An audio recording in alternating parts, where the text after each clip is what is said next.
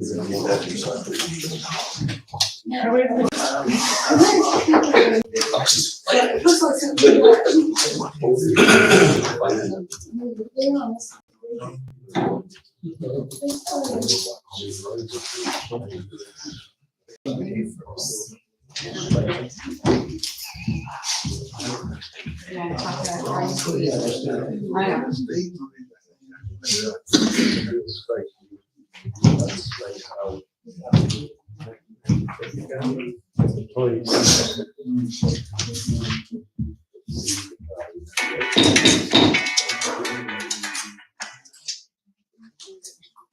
evening, everyone. Welcome to the City of Loris regular council meeting here at City Hall. It's Monday, May the 1st, 2023 at 6:01 p.m. Lord, thank you for this day. Thank you, dear Lord, for the council and the citizens. Thank you for our City of Loris. Thank you for our workers. Thank you, dear Father, for helping us to arrive here safe and lead us home safely. Dear God, help us to make decisions that are necessary to make for City of Loris and for its better being. In Jesus' name I pray. Amen. Stand for the pledge, please. I pledge allegiance to the flag of the United States of America and to the republic for which it stands, one nation, under God, indivisible, with liberty and justice for all.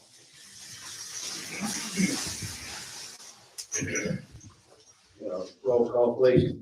Councilwoman Jonas Goss. Here. Councilman Louis C. Hardy Jr. Here. Councilwoman Andrea L. Coleman. Here. Councilman Harold D. Paget Jr. Here. Councilman Michael E. Suggs. Here. Councilman Jan B. Viscovi. Here. Mayor Todd M. Harrison. Here. Thank you. We got a public hearing on here. Clay. Yeah, Mayor Council got 2 public hearings. Didn't know if anybody signed up for ordinance 0423, dealing with building codes and ordinance with the Guest Association. Anybody signed up for the public hearing?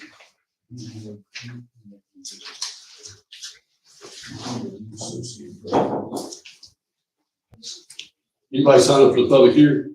Just citizen input. Nobody for the public hearing. So.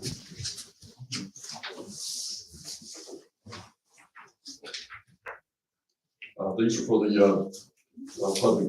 public and press comments. Okay.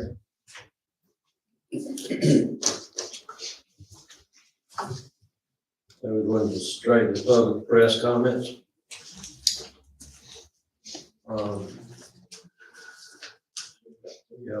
We have a Lynn Greco.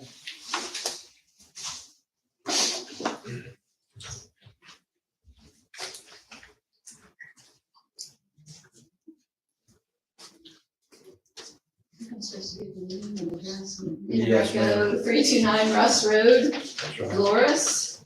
And on discussion up to 3 minutes. Got it. Hello. Once again, I'm here to talk about the elections in the city of Loris, and I have further questions. As I have previously stated, I find it unnecessary to transfer our elections to the county, as you have at least 2 people, if not more, who have volunteered to serve on your city elections committee, including my husband. I believe that was part of the perceived issue with the last election. It was cited previously at the last meeting as well, that one of the issues with our elections was that of liability. But how will that change if the county takes over? Will we still have our elections? We will still have our elections on our regular neighborhood polling places, or am I missing something as far as the type of liability? The estimated cost between $4,000 to $5,000 still irks me. Again, our system is not broken, and the possible problem with not having enough volunteers has been addressed. I know that amount is mere petty cash in the grand scheme of things, as far as the city budget goes, but wouldn't those dollars be better spent for something like the fire department or the police department possibly needs? The city of Loris is for the most part a self-sufficient little town. Let's try to remain that way. I urge you not to transfer our election process over to Horry County. Thank you. Thank you, ma'am.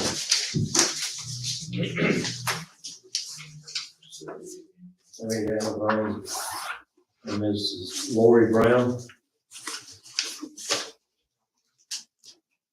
Good evening, I'm Lori Brown, 3609 Pinewood Drive in Loris. And again, I am speaking to the council members. In reviewing the agenda for tonight's meeting, I see that the ordinance to move our city's election process to the Horry County Election Board is up for vote again. Once again, I'm appealing to the council to vote against this ordinance by giving the Horry County Election Board control over our local elections. We, the taxpaying citizens of City of Loris, are giving up all control of our government elections.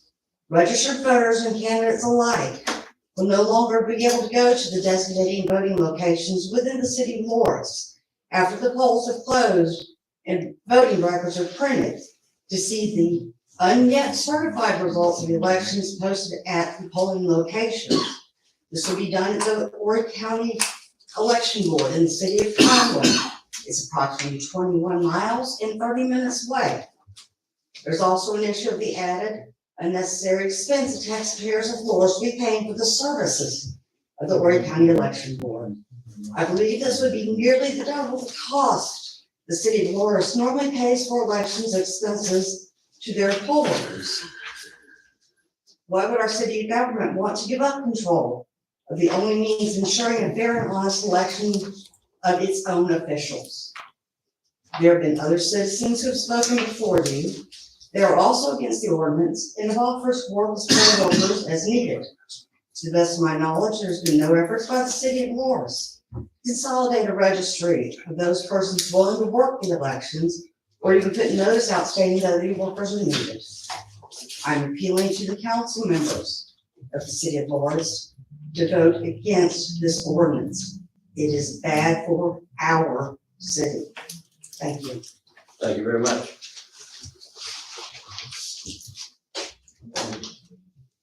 Next up is Mr. Ravenel.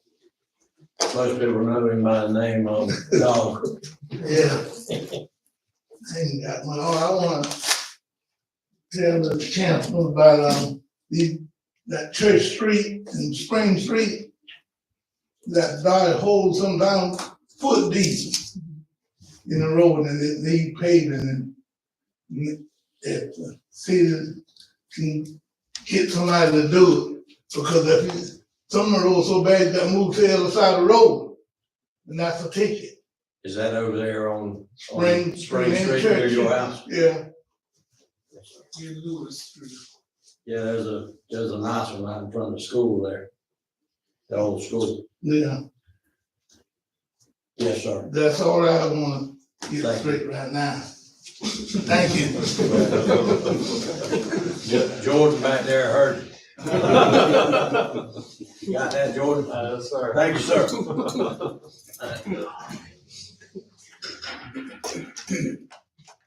That was one of our old employees. He worked, I don't know how many years he worked here, but he worked there a long time and did a fantastic job.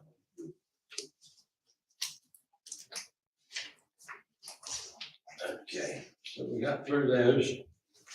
And now, we have a vote, we did the vote and press, the mayor's report to the Chamber of Commerce with Samantha Norris. Hello.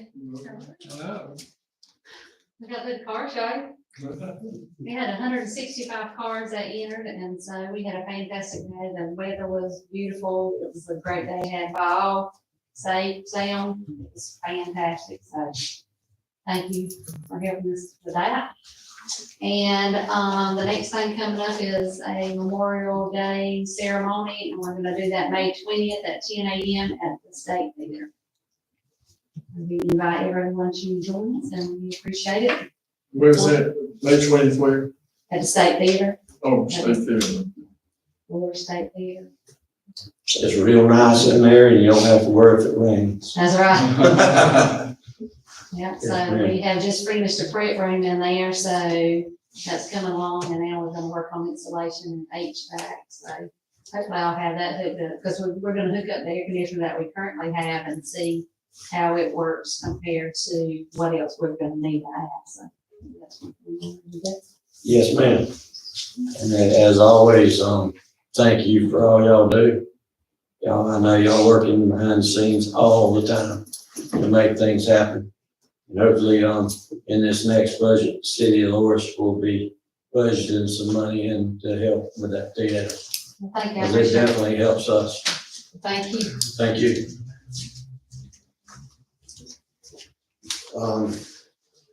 McLeod Lawrence Hospital report, as always, everything's going really good at the hospital. They're, looking for new doctors all the time. They're expanding. They had a ribbon cutting at Carolina Forest, building number 3. They're growing down there and all those McLeod hospitals are linking right back into Loris because some of the Loris people get to go get services there. Other people there come here for services. Clay knows that. Clay went and graduated from the fellows program with McLeod. And I did the same thing. I think Samantha went.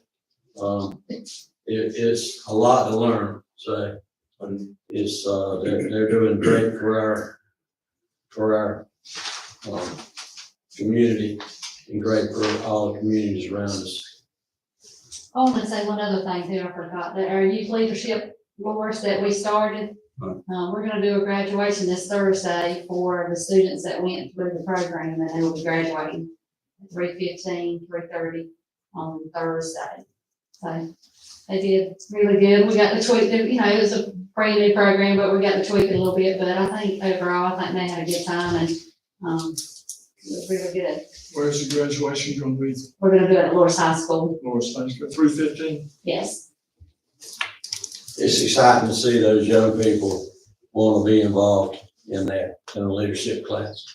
I was gonna say one little story, I'm gonna tell one little story about it. So you don't know if they're learning anything or doing anything or like it, and they tell me, they're like, Miss Samantha, we really like it. We don't look like we do, but we really do. That's why I'm glad to hear that. So our last class, not many showed up because they had, they had ball and stuff like that. And so one of the kids that were in there, he said something, and Sandy Davis from Myrtle Beach Economic Regional Development was in there, and she got him a job at the new Moose, whatever the sock place is here, I don't remember the name of it, Mongoose Sock, whatever it's called. And so is that a name? Looks logistic. There you go, I knew it was something. Mongoose is fine there. Yeah, so I was like, see, and this is Miss Sandy, and this is that, and he said, that's networking. I learned what networking was in here this month, and I said, my job is done today. That was my story for the day. That's exciting. I love that now. Thank you. Thank you for what you do for us and them. Coffee with the mayor is May 11th. That's not this Thursday, but the following Thursday at 9 a.m. right there in the community room, behind Walker's, right directly beside, Joey's. The election process, we're still, looking at different things to do with the election. I know some people were for it, some people were against it. But everything hadn't been laid out there, as to what it would do. It would, definitely free up some of our people's time and wouldn't all fall back on already short-handed here at City Hall to start with. But, anyhow, we're still looking into that. And, I think it's a good idea myself. We'll move on to the city water and sewer. We do have some, new plans for city water and sewer as to where we're gonna try to upgrade.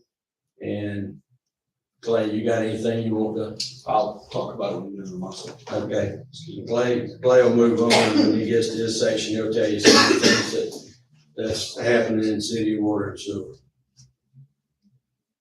City parking issues, I keep every now and again having people complaining about where they're gonna park and how long they're gonna park. And some people parking all day long and things like that. I think last council meeting, Councilman Suggs said he had a copy of the ordinance for that as to where it can be enforced for the parking length of time that Loris did back in whatever year it was, 2001. So anybody parking for 24/7, it can definitely be ticketed for that. So we are working on that, and we're trying to find a way to find more parking throughout the city. We definitely got to do that. We're growing like crazy.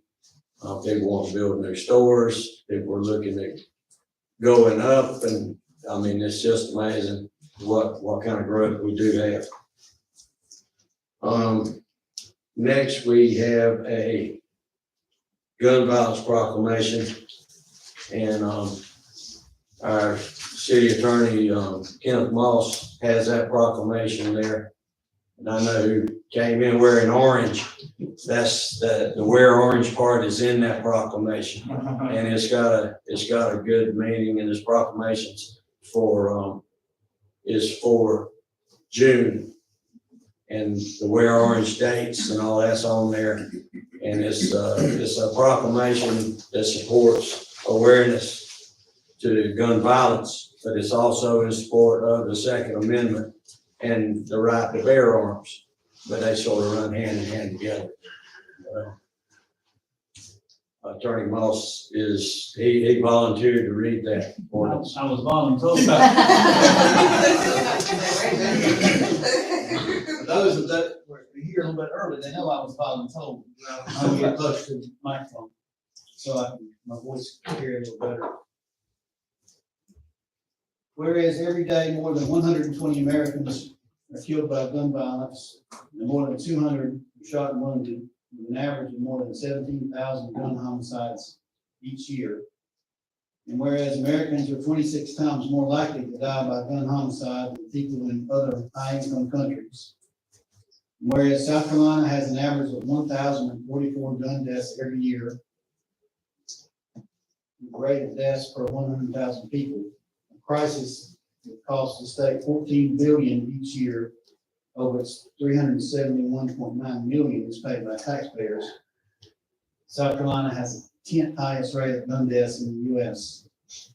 And whereas gun homicides and assaults are concentrated in cities with more than half of all firearms-related gun deaths in the nation, occurring in 127 cities. And whereas cities across the nation, including Norris, are working to end the senseless violence with evidence-based solutions. And whereas protecting public safety in the communities they serve is the mayor's highest responsibility.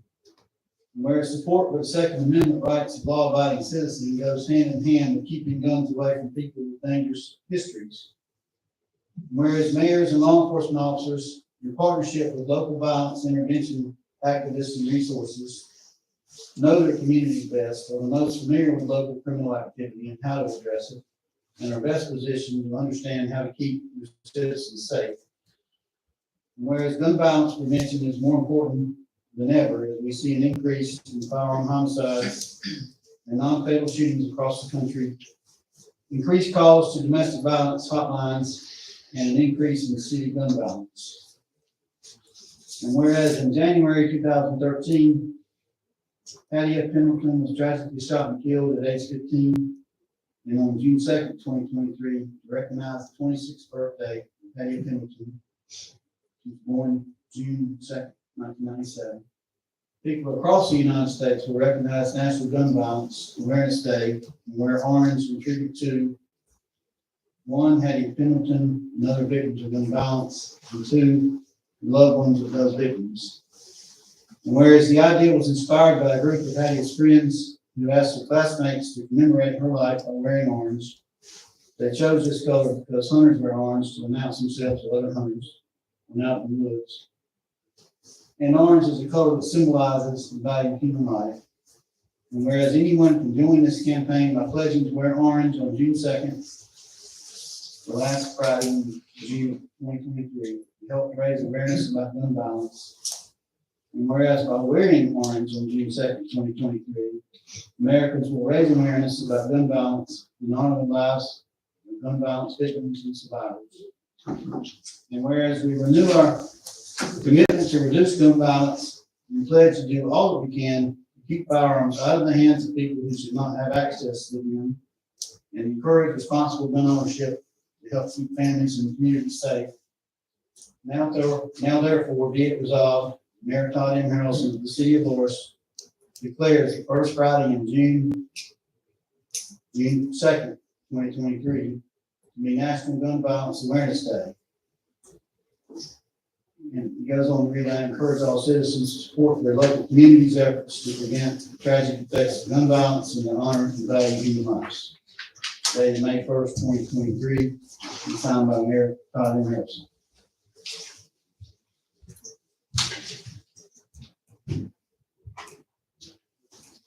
Thank you. Lots of presenters. You can picture. Let's do that over there. I don't mind.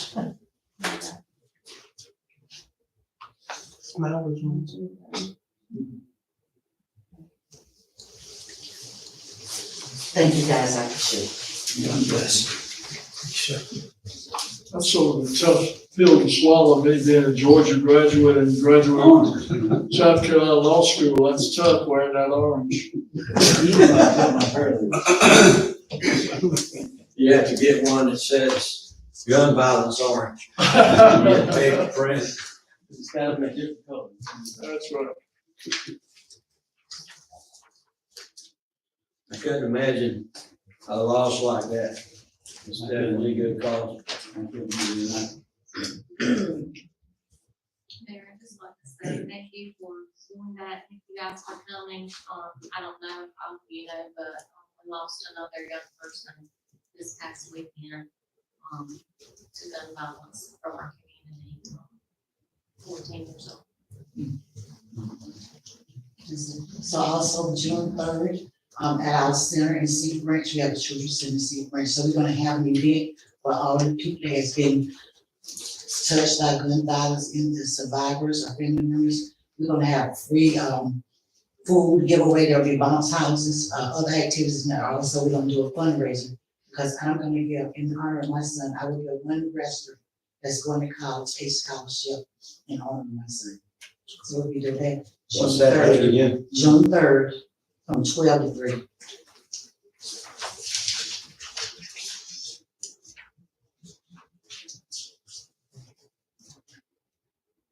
So we'll put that on the web page too. We'll stick it out there for you in our web page.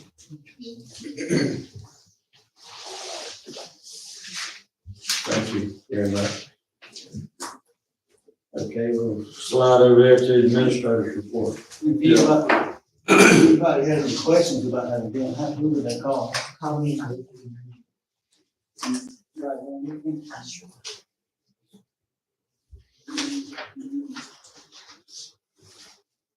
I'll go ahead and get mine. The budget schedule, proposed schedule, they were a little bit off. We're hoping, I was hoping it would be okay with city council to have a full council budget workshop meeting on May 15th, that's on Monday. Would that be okay, Tom? May 14th, May 15th or 16th? That's Monday. That's Monday. So we always get a May 15th. Is that day a good day to be the 6th?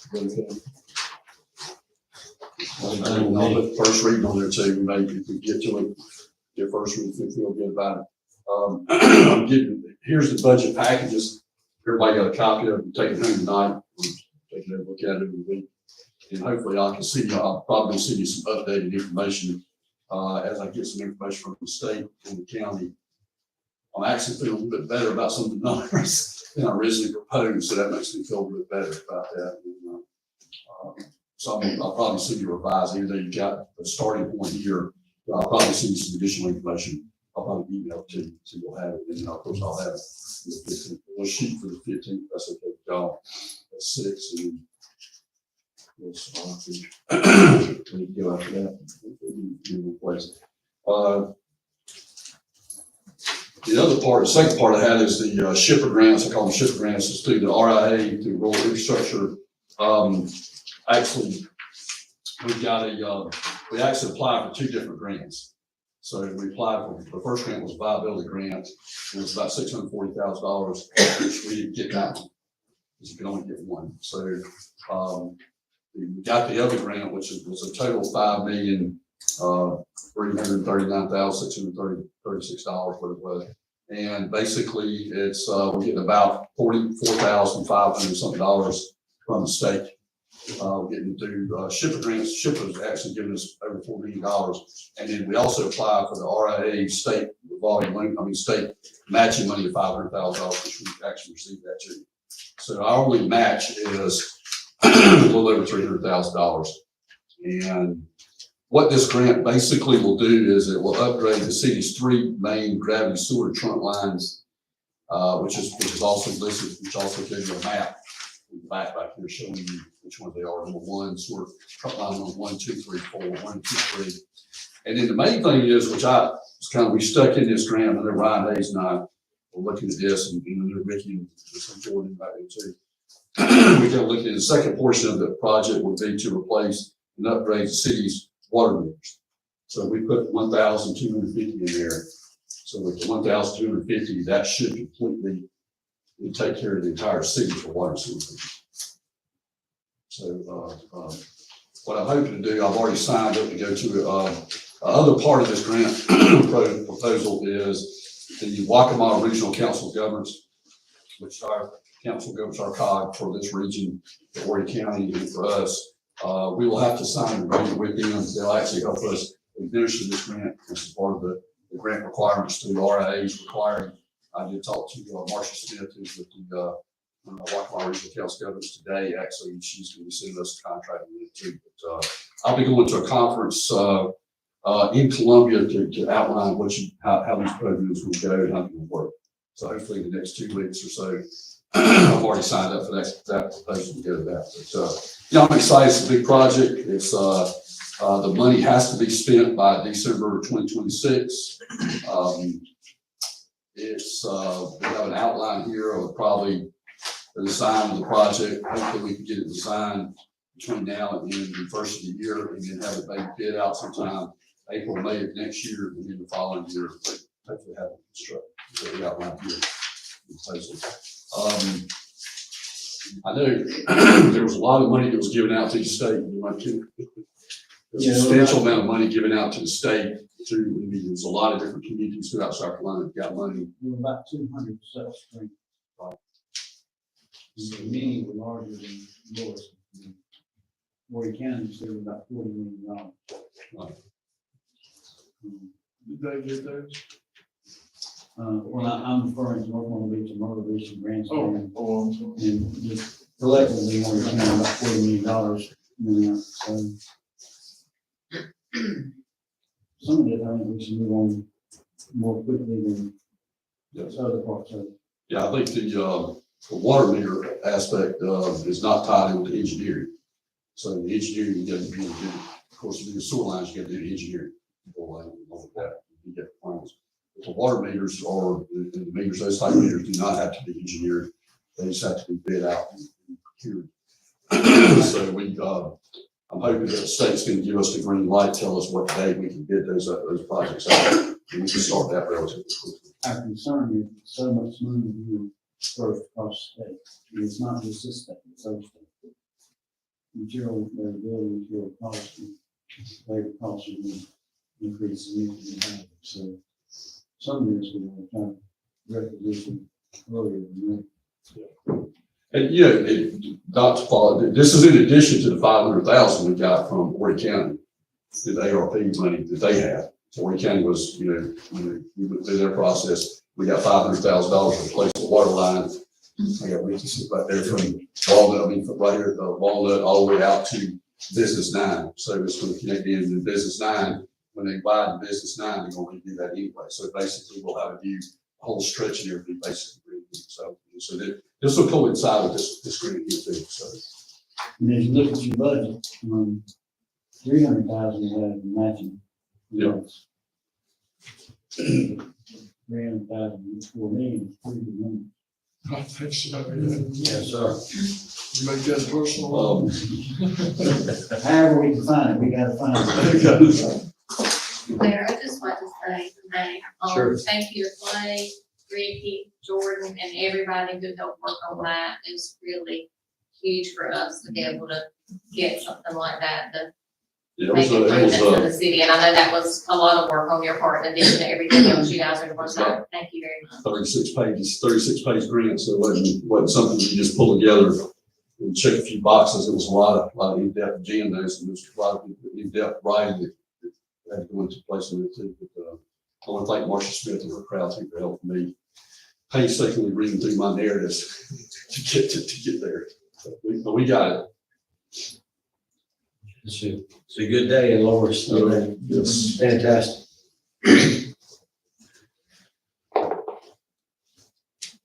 That's all I have this week. Okay. We'll go through the committee reports, and if y'all would like, just go ahead and go down the line and whoever committee. If you have one, just go ahead and give us the information. If not, just say we didn't meet, and we'll move on to the next. Finance and Personnel Committee. We met on April the 12th, and we discussed City of Lawrence procurement policy revisions, employee handbook revisions, hospitality tax policy, economic and downtown development master plan, city budget report, and proposed budget proposal.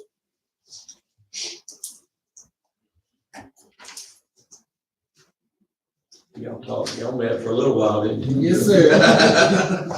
Yes, sir. Yes, ma'am. Thank you. You have anything, anybody have anything to add? We'll move to B, Public Safety Committee. We met on Thursday, April 27th at 4 p.m. We discussed dock deals on getting rid of old equipment that we no longer use.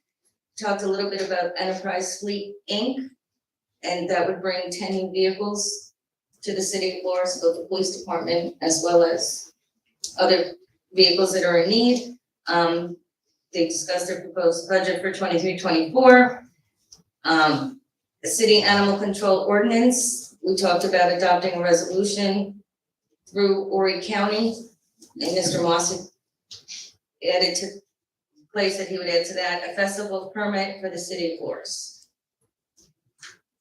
And those enterprise police vehicles would not be a fire truck or an EMS vehicle. Thank you, Councilwoman Coleman. The Buildings and Grounds Committee.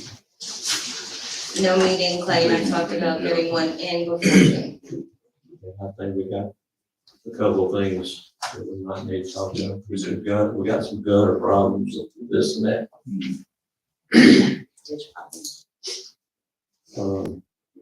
Recreation Committee. We didn't meet this month, but I do plan to have a meeting before our next June meeting to discuss some things with the department.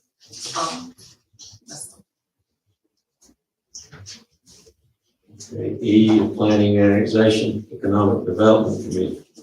We did not meet this month, but we're still, that committee is kind of inundated with the revisions of the comprehensive plan and the zoning ordinance and revisions there. So even though the committee didn't meet, they're intimately involved with what's going on, trying to get the planning commission and the zoning board of appeals up to date and up to speed, and we're vastly improving the comprehensive plan and trying to get it out. So I feel like that could easily be very busy over the next couple months. Thank you. And, yeah, Public Works Committee. In Public Works, we met and, basically to talk about the, waste, Jordan Waste. We met with the guys from Jordan Waste that day and, we all got together, me, Clay, and, Vicky and Jordan and all. So we talked about, at length about that. And all, and that's basically the main reason we met that day. So that's what we talked about. A little bit busy with this shipper grant and all. Yeah. So I'm sure that committee will be very busy getting the shipper grant and all the other grants coming down for it. So Thank you, Councilman Hardy. We'll move on. If that's all you have on Public Works, let's move on to ordinances. Starting with C, and second reading of ordinance 01-23.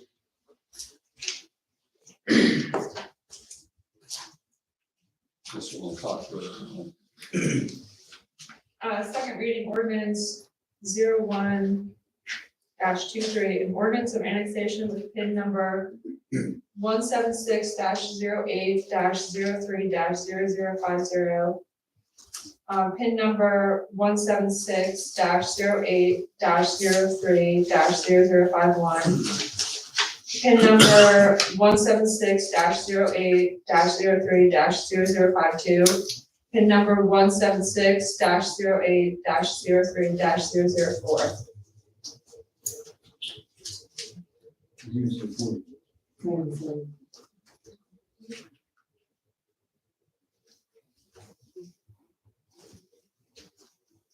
Okay, this is the second reading, motion to on this.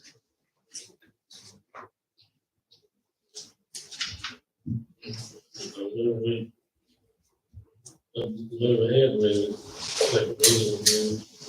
The second motion. First and a second, all in favor? Any opposed?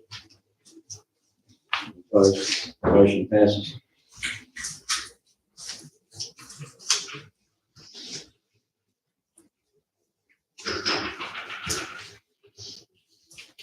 D, second reading, ordinance 03-23. Second reading ordinance 03-23, an ordinance of annexation for a parcel of land located near Dwight Street, PIN number 176-11-01-0011. Direction, it sounded like you said Dwight is DeWitt. DeWitt.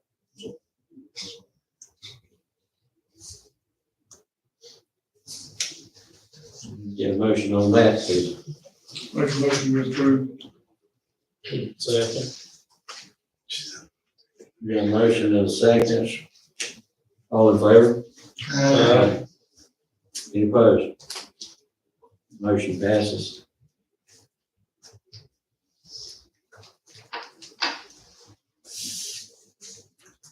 Okay, we'll move on to E, second reading, ordinance 04-23, and ordinance adopting building codes. Judge Mayor, Council too, this is basically, all it's doing is getting us up to the 21 code. It's all it does. It's not the fees or anything like that. All it does is so basically going from the 2012 code to 2021 code. Move we adopt this. Second. Motion and a second, all in favor? Aye. Any opposed? Motion passes. F, the second reading of ordinance 05-23.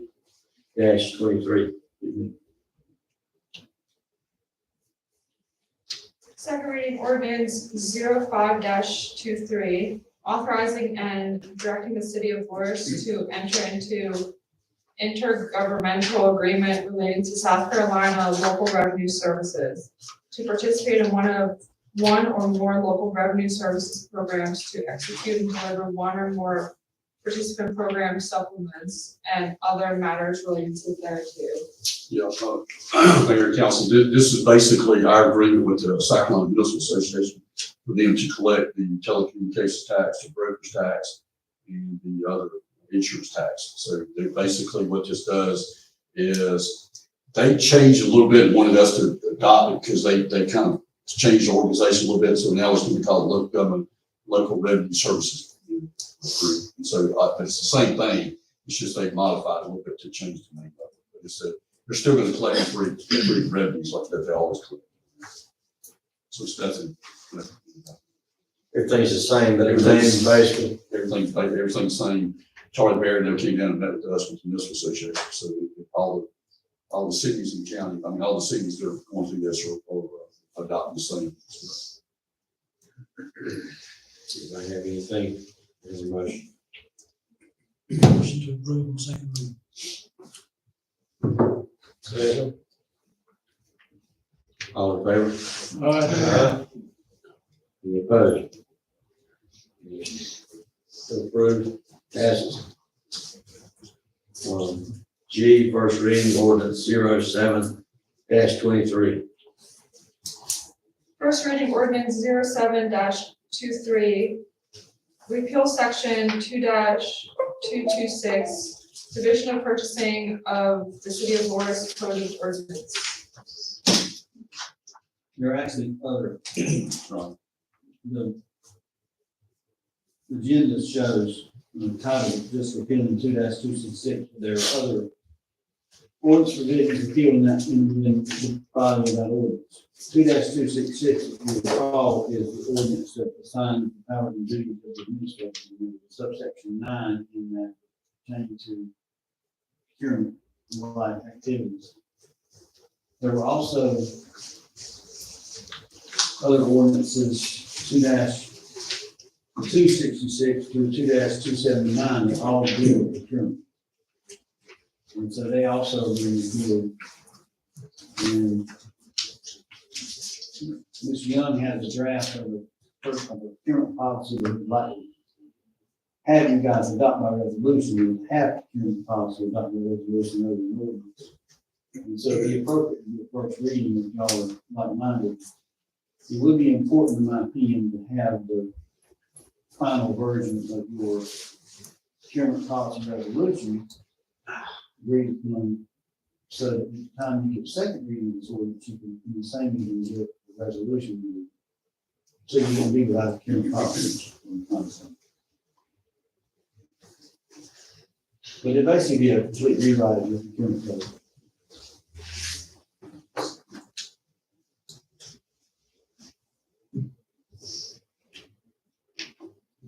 Council, have anything, questions? Or motion?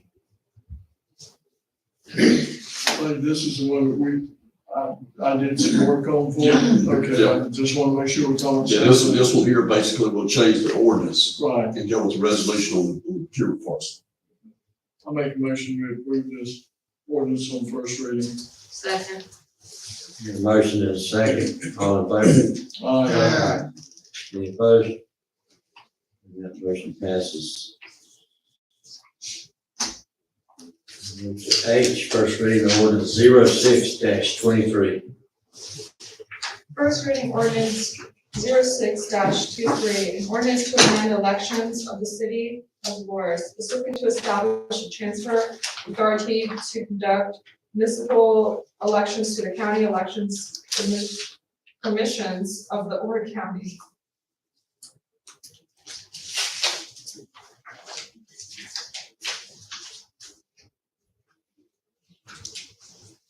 This is one we've been talking about. Okay, we were here last time, this went out because it failed the vote. So what is it here now? Why is it here now? It is here now because there was a council member that asked at that same meeting to get the paperwork revised because it was not in there. And so it came back here because the paperwork was not revised, and now it is. Now, the ordinance, as I read it, still has that plurality, which was asked to be taken out. Do we have the most updated version, Attorney Moss, because the one we received in our packet up here does still have plurality listed there? It does have it in the subsection entitled, but it does not have it in the body of the paragraph. Right. So So therefore, we can't do anything with it. And certainly not gonna vote on something where you got the plurality in there and it's not supposed to be in there. I'm against it anyway. Everybody knows that. I don't, change my mind. Regardless, my impression was that you were gonna prepare another ordinance updating the city election ordinances if there were any conflicts with the state. Well, that's not exactly the instructions that I understood at the meeting. But I did suggest at that meeting, and I didn't get a response, that I could prepare alternative ordinances that would update, your election ordinances to comply with state law, and this one does do that. Right. Section 15(2). And I suggested I could prepare one version that would transfer this to the Oregon County Election Commission, and one version that did not, and everything else would be the same. And I didn't get any favorable response from that, but I did get a request to revise the one that did not get first reading the last meeting, which I did. And that's why I was in the video tonight. Attorney Moss, I don't believe that the one we have up here is the same one you sent us by email. I'm looking at what I've marked on here, the plurality method above section 14-4, and in the one you sent, in email, I do not see that listed there, so I think we may have a incorrect. That's very possible, because I spent a lot of time trying to get that out of there, and I was surprised to see it in this title. But I'm Yes, I looking- think that's incorrect based on what you sent us in the email. I did not bring my, hard copy with me, so I'm trying to find it here. But in any event, I did not give any direction after the meeting from the March. I just got the request at the meeting to revise it and bring it back. Well, I would suggest that you do an ordinance, making the laws ordinances that exist today compliant with state law and have nothing to do with transferring the elections to the county. If that's the pleasure of the council, I certainly can do that. I think I did at the last meeting make a comment that it should be done in separate ordinances. It shouldn't be in the same one. That's what I felt. So, Is there a way we can get a copy of the one you sent to us by email? we can run up to and get it from Maurice and Peter. If you can, I can tell you the day that's in. They can fill in inside. That's not the one attached to it. So therefore, we can't do anything with it. There's no one. Attorney Moss, I have another question. The copy that you did send does have in section 14-13, nonpartisan plurality method adopted. However, it was removed in some other sections.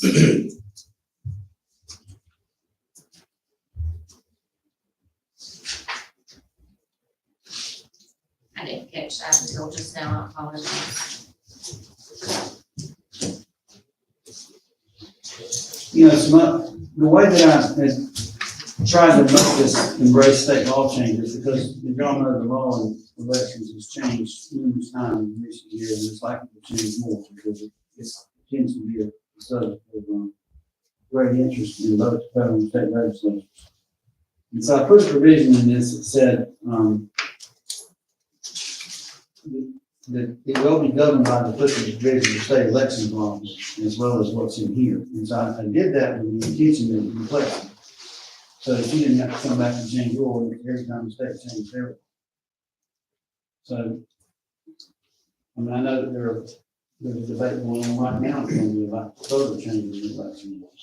And a lot of it has to do with this early voting for such an extended period of time, and that's been a big source of contention.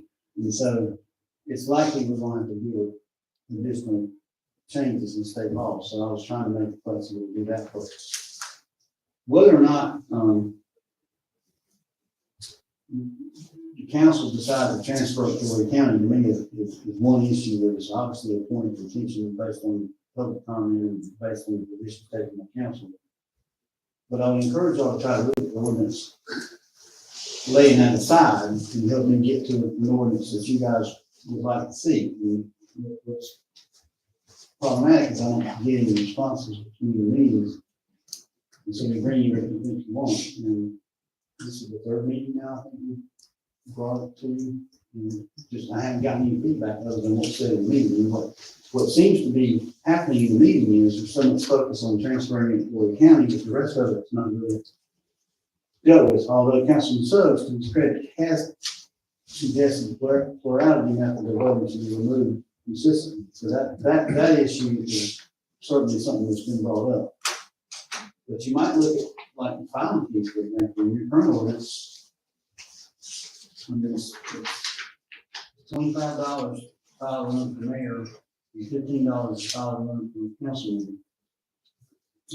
That's a long way from being able to sustain the cost of the election, whether you do it in-house or your own election community. That's not even what we charge. No. That's not even close. No, it's not. 75. It hasn't been that for years. No. So, and as I put in my emails, I'm not even confident that what I'm looking at in this ordinance is the most recent version. So I put that in my email too, but I haven't gotten a response back from that. So please do try to separate the issues of the ordinance itself versus transfer of the process to the county, because they're two very important, but two very distinct issues. And I don't have a dog in this fight. The pleasure of council wants me to do that.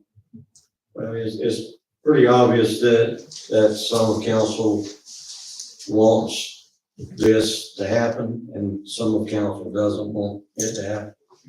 So we're gonna have to get it written the way it should be written so that we can have a vote once and for all, have a first reading, and if it passes, fine. If it doesn't pass, fine. But, You guys did pass a resolution that you would transfer it to the county in a very divided 4-3 vote. that's right. And, but that wasn't, that resolution that you made was not effective under the ordinance. So if you're going to do that, it has to be done by ordinance. And these other changes were designed to improve the process as well. What should those fees be, if not? Well, I know they're not $15 and $25. I think it's 75 for the mayor and 50 for the councilman. Well, and that's, I called, I can't remember if I talked to the mayor, I talked to Mr. Young, somebody told me they thought that was the fee, so I put it in this ordinance, but even that, that's not. That's what we've been charging for years. So. It probably goes all the way back in the 70s. Other than recollection of whomever was I talked to, and I don't remember that who it was talked to, I didn't have any authority to put the 75 and 50, just what I was told. But because 15 and 25 didn't seem right. Well, I know what I paid since I've been here, and 15 and 25 wasn't close. It was 50 for council and 75. And it's been there for a long time. And I just love to get the feedback and get it like y'all want. And But you're right, it might not be more than that. I don't know, I haven't looked to see what the other municipalities are charging for filing fees. We could, I haven't done that.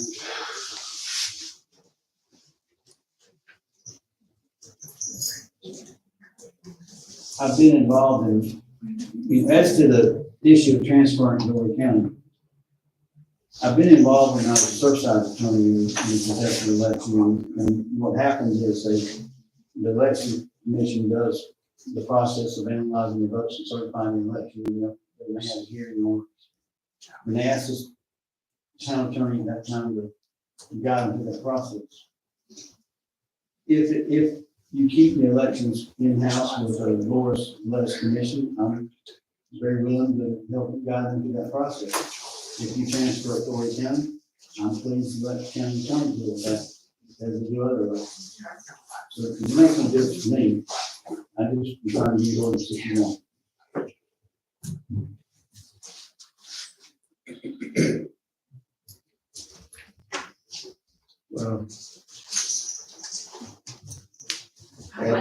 motion to approve first reading of ordinance 6-23 as it was sent to us with the corrections, noting that that one section, on plurality, be corrected. I second the motion. There's a discussion that, it has in there. First of all, if it's not attached to the agenda, I don't think we can go forward with it, and it's obviously not in a position for us to vote on it tonight. Also, if we want to look at the fees, we can do that, in committee, whether to increase them or not, I don't know if we want to do that. I like to see people participate in their local government, that's what it's all about. If you don't participate here, you don't know enough about the state or federal to make an intelligent decision. So I think the law is that, if it's on the agenda, but it's not on the agenda as we expected it, then I don't think that we can legally have a first reading on.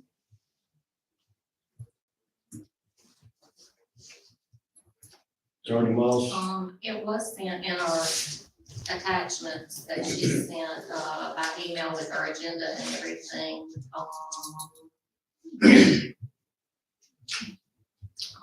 April 28th. That wasn't the city agenda. Was, What do you mean it wasn't the city agenda? That was from Mr. Moss. No, this one was also from, our city. But yeah, the one I got from the city clerk had that same phrase in there that we had the last time over the voting, not majority, but the, if there was a question for me about the legality of getting first reading to it, I do not share that opinion. I am aware that ordinances can be given first reading on title only sometimes. What is absolutely required is that a public hearing occur on the version of an ordinance that's adopted prior to its adoption. So that public hearing can happen in second reading, can happen in first reading. But that's very much a requirement. But as to whether or not first reading can be given without the exact language, I do not share the same opinion with Councilman Davis. We must have public reading and public hearing. In other words, we can go with the first and the second, and we can vote on it right now and have that public hearing before the next meeting. If that's the pleasure of the council, we'll bring it all back and have it in a more final version for first reading, whatever the council chooses to do. You just told us that there were things in here, separating the two issues. That's right, forget about the county issue. There are things in here that need to be looked at. There are things I've seen looking through this that I think need to be looked at concerning certain things that relate to certain code sections. I don't feel comfortable with first reading. I'm tired of us doing first reading of ordinances and come back and have to amend them and change things. It's confusing to us, it's confusing to the general public. We need to get our stuff right before we act on it. Respectfully, Attorney Moss did send the email and ask for council's feedback prior to this meeting. And that came on Friday, I think it was.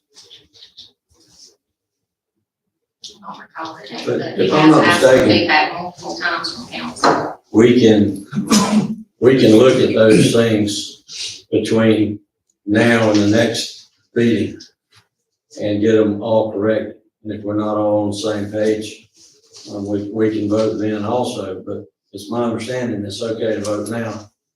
And, at this point with first and second, that's what I'm gonna ask council to do, to vote now by roll.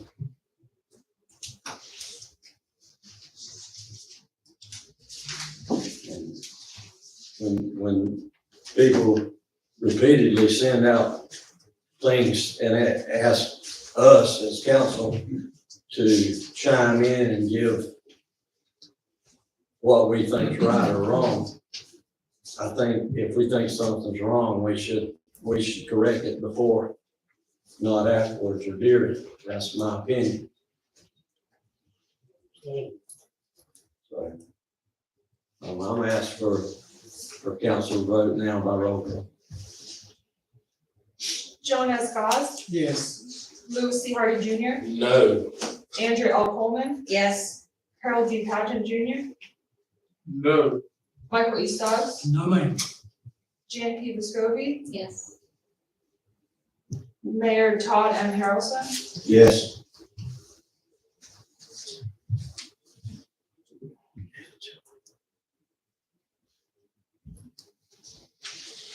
That motion passes at 4-3.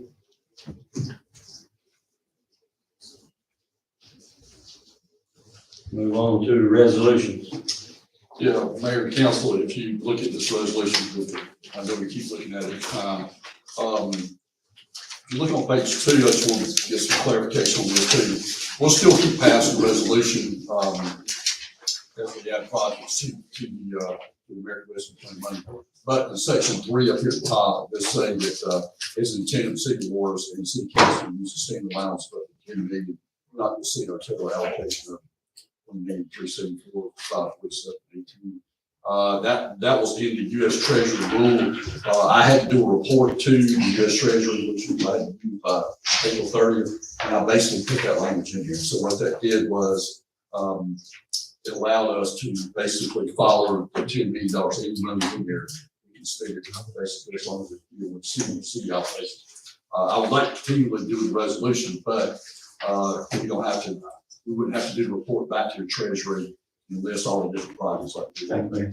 So what it is, just let's keep doing the resolution.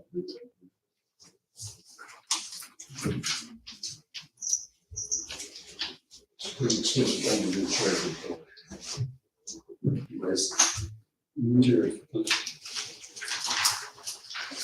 Still up to council, so technically still up to council to do everything with the funds.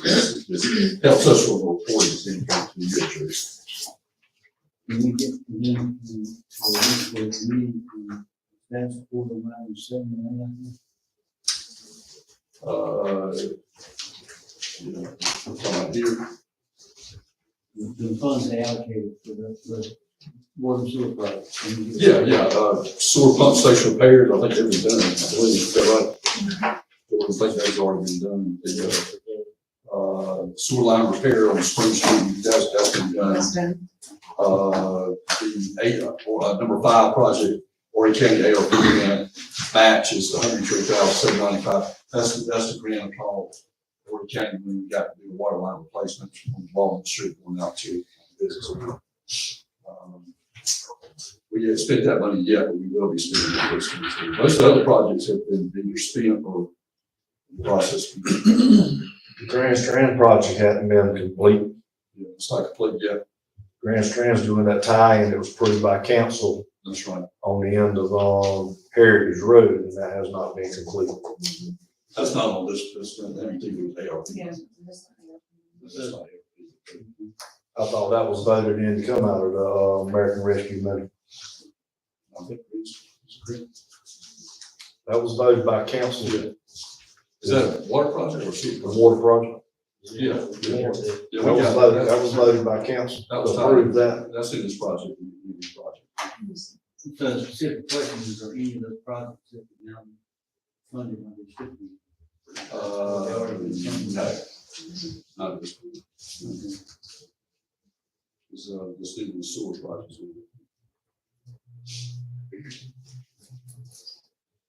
Yeah, that water project, I think is what Gransfield was gonna do, that watershed type thing on Heritage Road. Putting another tie in, putting another meter on the end of Heritage Road, tying it in. And, so we would get some water on the Heritage End Road. We don't have, the water goes down there dead ends now. And, we're struggling for fire flows on that end. And so they shared the cost with us to put another meter on the other end.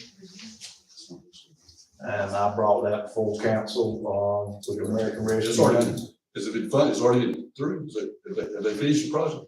No, they haven't even started the project. They're working on the project. The project is very much in, process. The engineers have designed it. Yep.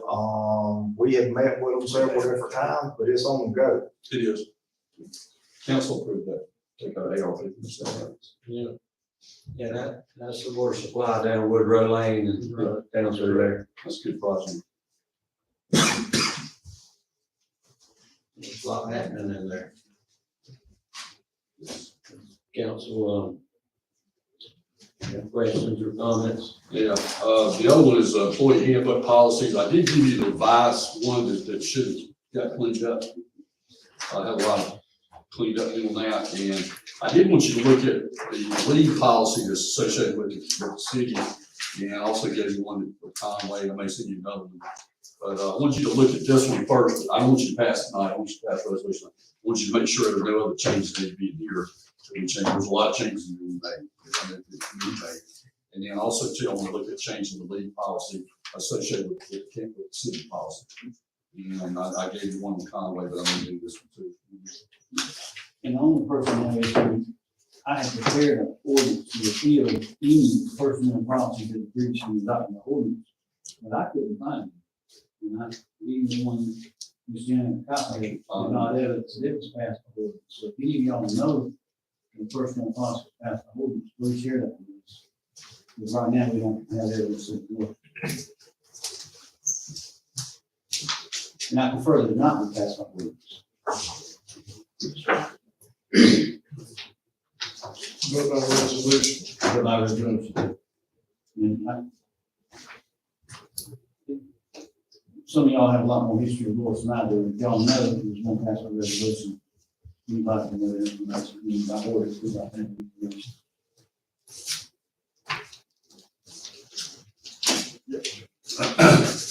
Take a look at the handbook changes that I made, because if you remember the old one, I scratched it, put city administrator, changed some stuff around, put city council, city administrator. And then also want to look at the leave policy. I think we need to kind of modify the leave policy based on the city. And what we do is when we pass the resolution, we'll notify the employees in 30 days to response. Basically, you want us to just scratch the employee handbook revision. Yeah, let's don't pass it this time. I want you to look, I want you to take the employee handbook, look through your city, see any changes need to be made before we pass this resolution. And I also want you to look at the leave policy that city colleagues got. If we have anything, go ahead and get it to you. Get it to me, and I'll make the changes, and we'll get it up for June, at the June meeting, we'll pass this resolution. What about the resolution on the American Review Plan? I don't need anything right now. I just want to let you know.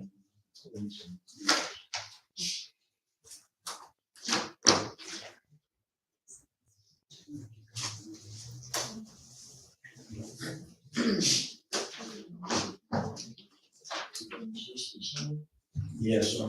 That's right. That's what it's going to be.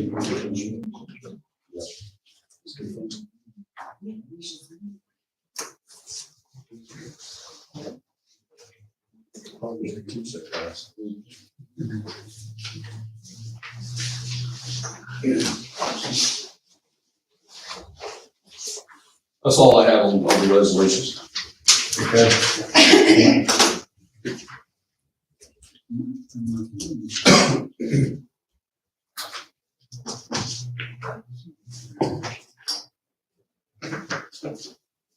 Okay, we, move on to the business and City of North business license. Yeah, Mayor, Council, I made a copy of this. This came off the, I think it passed this back in 2021, December 2021, somewhere in that time. It was done by the Municipal Association. This is actual, the ordinance that was passed. I just want to make sure, I'll put this actually in the budget book too, because if you look through here, it actually shows the breakdown of how we come up with business license and how we come up with the fees based on that. And then here's the actual table that's going by the back associated with it. But I just wanted to make sure council had a copy of this.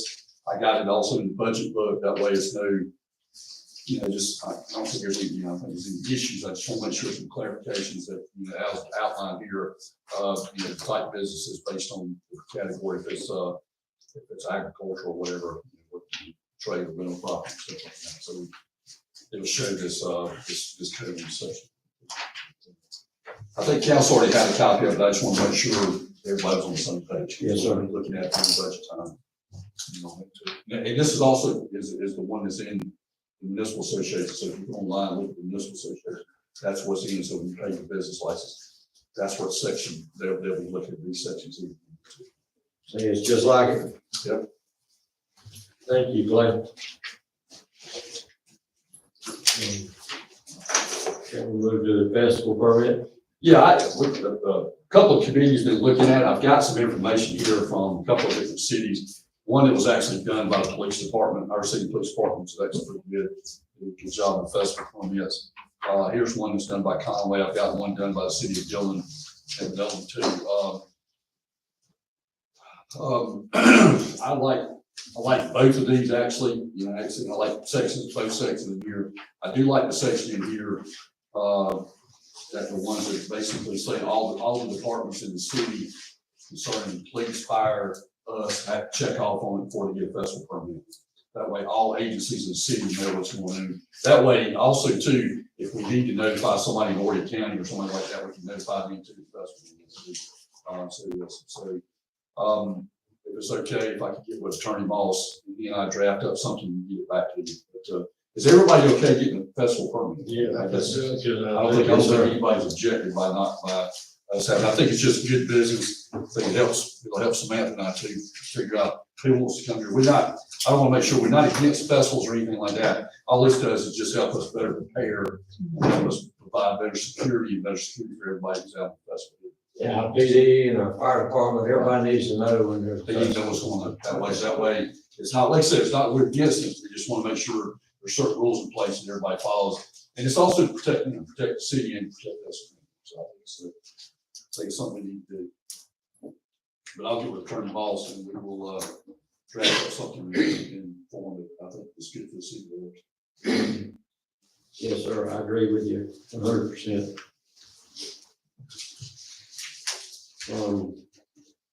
City's land purchase lease, and we will, that's something to do with buying or leasing property to try to help parking and other things like that. We'll talk about that some more.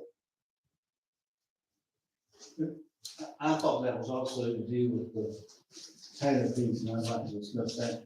With the Second session. Second session. oh yeah. Okay. D, is the Jordan Waste contract. We'll talk about that for second session. Has it been signed? No, I ain't signed.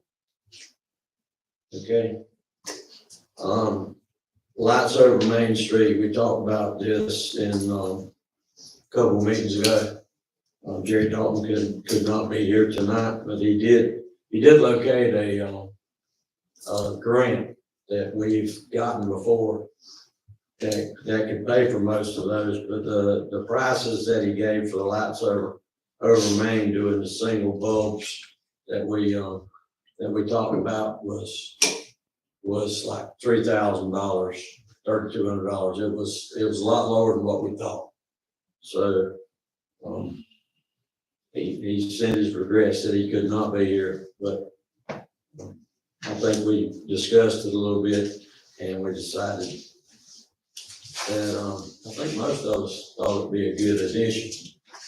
Does anybody have anything on that? Any questions and likes or dislikes? Is it a grant that the city's looking at applying for?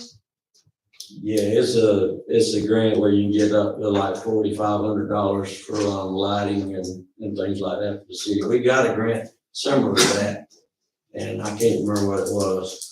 Have we filed for this grant? No, sir, not yet. Is she gonna get the paperwork? Is that what? Yes, sir. Okay. Yes, sir. Which, I mean, I guess we could, if the council wanted to, we could go ahead and vote on whether or not we were going in unison about getting lights over Main for $3,000. Is it something that, is there any thought about this before, I don't know, somebody mentioned it to me. Is there any, thing that the DOT would not like about this? That's something we need to be sure about. They gave us a height regulation. And we went out just to make sure we were doing our Christmas lights and measured the distance of the actual lights, and the red lights, the green lights. So we measured them to make sure that we were up there, so that we wouldn't have a problem, but they did give us a distance that they definitely had to be above. And this distance is about where these lights would be, just the distance would be about 5 feet taller. They'd be strung straight to the cables and they would not have any swag. But they would be there year round, except for they'd be taken down when we put Christmas lights up. And when Christmas lights come down, they would go back up. And it'd give more light to Main Street and give it more of that Greenville look, you know, looking down Main Street. It costs a little more, but I'd love to see you look at the option colors that you can change in the sky. Like if you want to celebrate your ball team, you have. Oh, yeah. Ball team colors, or if you know, some other kind of holiday like. I think it's a great idea for a minimal cost. And I'd like to see us go ahead and do it, for the grant, but I agree with Attorney Moss. I'd like to see us, or someone price, the color changing capability. Even if, you know, we could possibly make up the difference, somehow. And also, he presented a couple of different, patterns of how they would be hung. It sounds like you're saying they'd be straight across. That's You right. can talk about some like crisscrossing. the straight across is the simplest way and the cheapest way to get started. If you wanted to do crisscrosses, you'd have to buy more lights, but you could add them in later. I would like us to check into the phone changing. I'm sure it will be more than just to find out how much it's for. It's about 3 times Certainly want to exclude Georgia. more. Do what you You say. certainly want to exclude Georgia Bulldog. That's what you said. That I would not have chosen. Red lights. Red light. Black light, I don't know how that would work. Silver. Red and silver. I thought when this came up originally, that we asked the matter to be referred to Clay, work out all the details and come back with prices and whatever details there are about different colors or whatever it might be. So I thought that's why we left it last time. And Clay and I both have talked to Jerry on a number of occasions. And when he called me and said he couldn't be here tonight, he sort of gave me a quick rundown, and that's why I gave the rundown to council.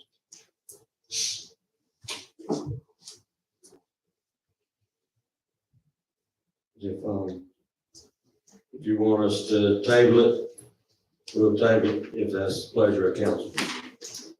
Do we get more information? That'd be wise. Anybody else have any input on that? No, I agree with that.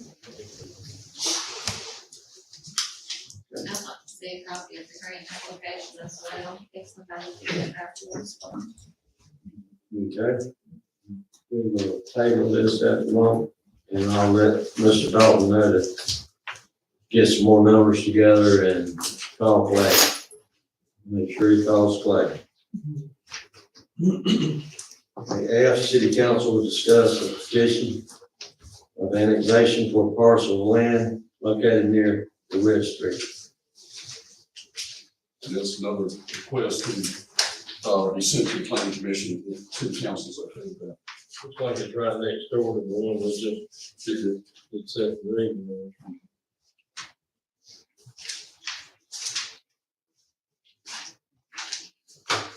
What we need to do is vote to send it to the planning commission. And you better send it to the planning commission. I move we I've not seen the petition, so I assume it's signed by the right people.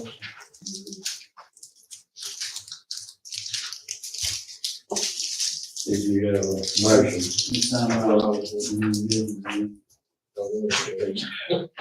Yeah. Everything good to go. Here's the big. I move we, go ahead and just send it to the planning commission. I second the motion. First and second, all in favor? Any opposed? Motion passes. Send it to the planning commission.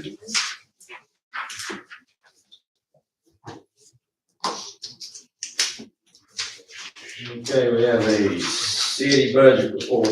Yeah, Mr. Chairman, Mayor and Council, I gave you a copy of this, and I'll go through this in more detail when we get together with the budget. Okay. You got appointments on here?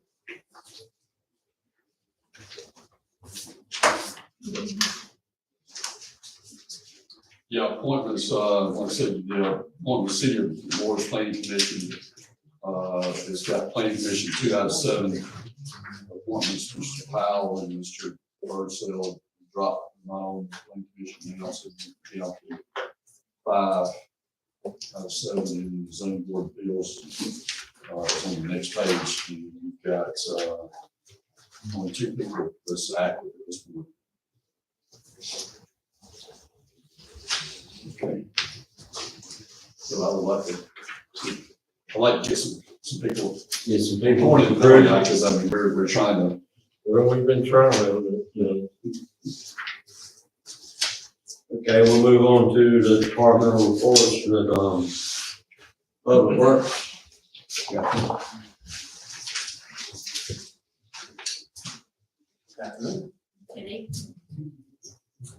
I'll start off with that, Cannon Engineering, they completed our annual, tank inspections. And everything came back good, they're in, DA compliance, so we're good for the whole year. So coming up, kind of scheduling, May 8th, is training for the new software for the new Eurometer, radio reads. So I think, forget the guy's name, but, he's gonna be out here for a couple of days to make sure that we get on the ground running with the new software.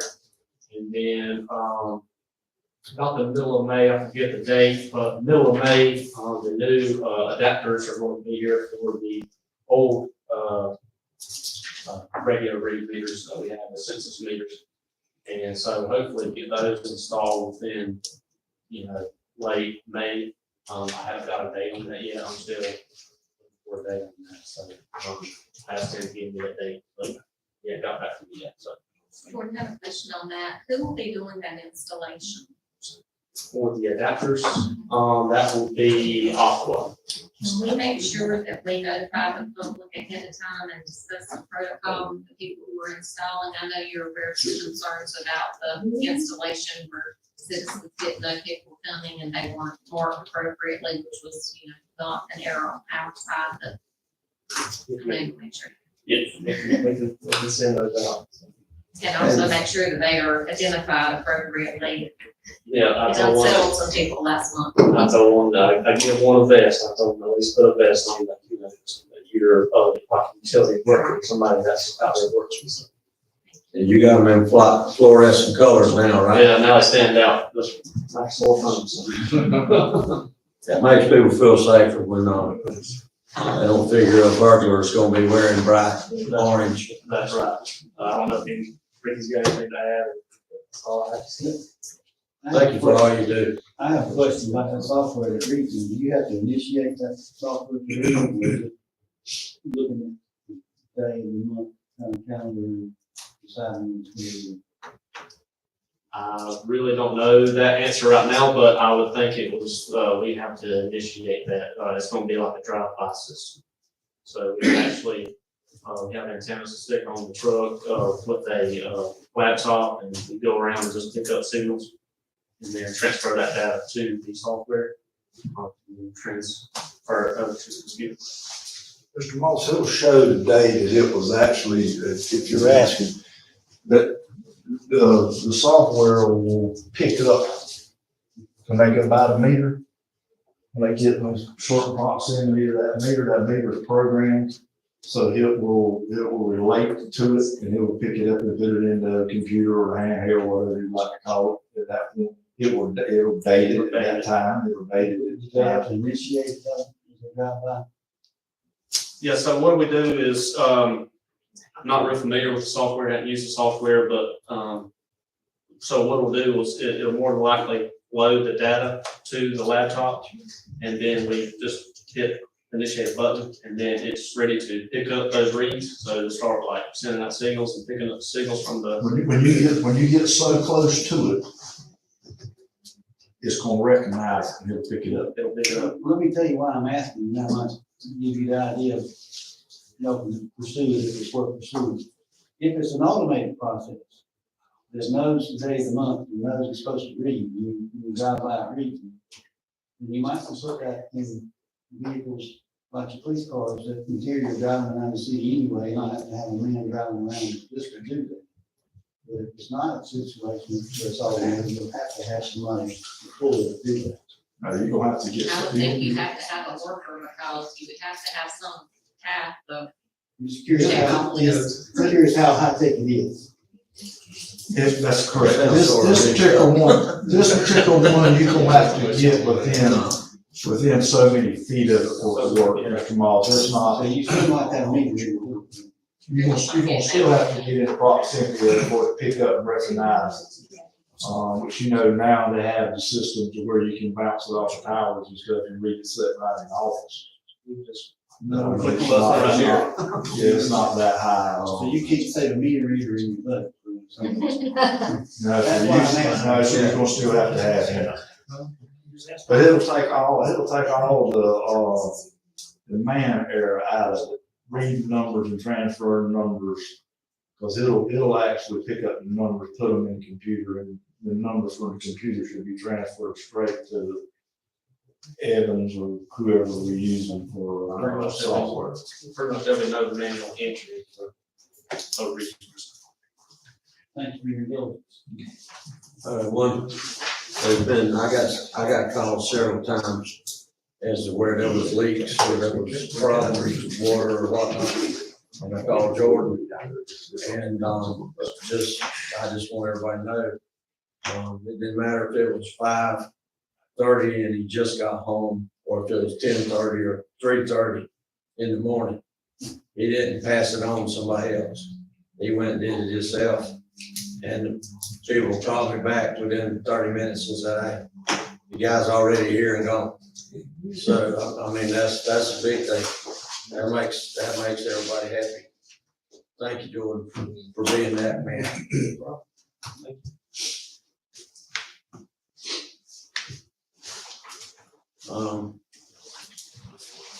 Do we have anything for code enforcement? Yeah, we got some report from code enforcement April, class building permits, down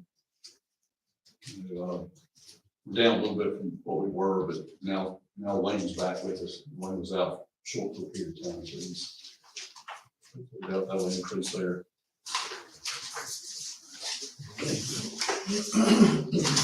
Recreation, you got anything? Yes, Jim? sir, I do. Tim couldn't be here tonight, there's multiple games going on, so he is out there taking care of that, but he wanted me to share that opening day was a great success. We actually were featured on the WPDE news station about the growth of our recreation department and our participation this year. They did a whole segment on that. If any of you were able to go, you were able to see, Coastal Carolina's mascot. Also, the Pelicans mascot was here, and we debuted our mascot, Lacey the Lion, this year. The photography company was there. They did free pictures throughout the day that parents could download. And we were one of the few recreation departments that was able to still hold our opening day ceremony. I know Conway had to cancel theirs, and I'm not sure what other areas. We are in the middle of 105 baseball, softball, and t-ball games at our Loris Fields. That doesn't include what's going on outside of the Loris area that we're playing. There are about 6 to 8 games every Monday, Tuesday, and Thursday night. The concession stand has been opened. Citizens seem pleased with that. We've had a lot of umpires needed since there are so many games, and he was able to get the Major League Baseball Youth Development Grant this year, which gave us $7,000 toward helping pay for those umpires. And he wanted to let everyone know that the windows for Watson Park have been ordered and will be installed as soon as they come in, and that they're still working on, fixing that building with the park grant money. I tell you what, opening day was fantastic.